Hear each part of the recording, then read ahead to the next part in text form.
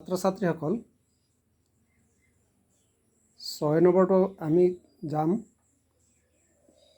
কৰিবলৈ দিয়া আছে কোণ XYZ = 64 ডিগ্ৰী আৰু XY P বিন্দুলৈ বঢ়াই দিয়া হৈছে। এই তথ্যৰ সহায়ত এটা চিত্ৰ অংকন কৰা। যদি YQ ৰশ্মিয়ে কোণ ZYP সমদ্বিখণ্ডিত কৰে তেন্তে কোণ XYQ আৰু প্ৰত্যাৱৰ্তী কোণ QYP নিৰ্ণয় কৰিব লাগে। কি দিয়া আছে আমাক?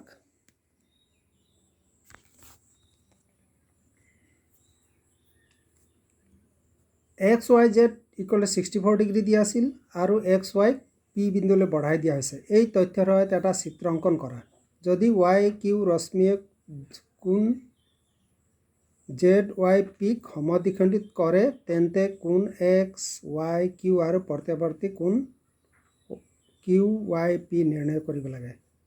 এই ছবিটো দিয়া নাই। ছবিটো হ'ব কি আমাৰ ছবি মতে প্ৰশ্নৰ মতে আমাক প্ৰথমে কি দিয়া আছিল? XYZ = 64 ডিগ্ৰী আমি বনালোঁ। প্ৰথমে XYZ 64 ডিগ্ৰী, তাৰপিছত XY P বিন্দুলৈ বঢ়াই দিবলৈ কৈছিল, বঢ়াই দিলোঁ। তাৰপিছত আমি পালোঁ ZYP এটা কোণ। এই কোণটোক সমদ্বিখণ্ডিত কৰিছে YQ ৰশ্মিয়ে। এতিয়া গোটেই ছবিটো হ'ব এইটো চিত্ৰটো অংকন কৰাবলৈ দিছে যিটো। এতিয়া আমি বাকী প্ৰশ্নবিলাকৰ উত্তৰ কৰিম। চিত্ৰমতে XYZ এডাল সৰল ৰেখা। XYZ এই ৰশ্মিটো অলপ দেৰি নাই বুলি ধৰি ল'লে আমাক XYPৰ ওপৰত এডাল ৰশ্মি আছে YZ। তেতিয়া দুটা কোণ হ'ব। এটা কোণ হ'ল XYZ আৰু আনটো হ'ব ZYP। তাৰমানে XYZ + ZYP এই দুটা কোণৰ যোগফল হ'ব 180 ডিগ্ৰী। এইটো হ'ল ৰৈখিক জোৰ। XYZৰ মান দিয়া আছে 64 ডিগ্ৰী। 64 বঢ়াই দিলে 64 + ZYP = 180 ডিগ্ৰী। ইয়াৰ পৰা আমাৰ ZYPৰ মান হ'ব 116 ডিগ্ৰী। এই ZYP এই কোণটো 116 ডিগ্ৰী হ'ল। YQ ৰেখা ৰশ্মিয়ে গোটেই কোণটোক সমদ্বিখণ্ডিত কৰিছে, সমানে দুভাগ কৰিছে। সমানে দুভাগ কৰাৰ কাৰণে কি হ'ব? এই কোণটো ZYQ আৰু QYP এই দুটা কোণ সমান হ'ব। তাৰমানে 116 ডিগ্ৰীক সমানে দুভাগ কৰিলে এইটো কোণৰ মান পাম আৰু এইটো কোণৰ মান পাম। কাৰ পাম?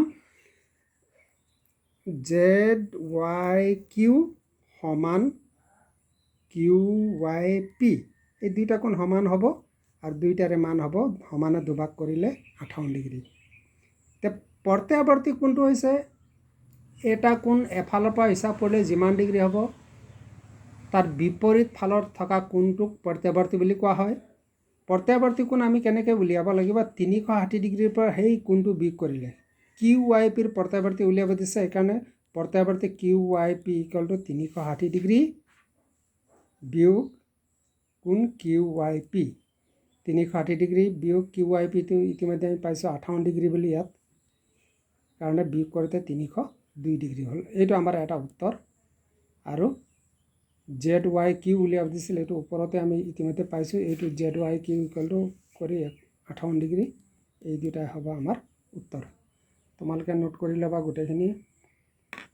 পৰৱৰ্তী পৰ্যায়ত মই বাকী দুটা বুজাই দিবলৈ চেষ্টা কৰিম।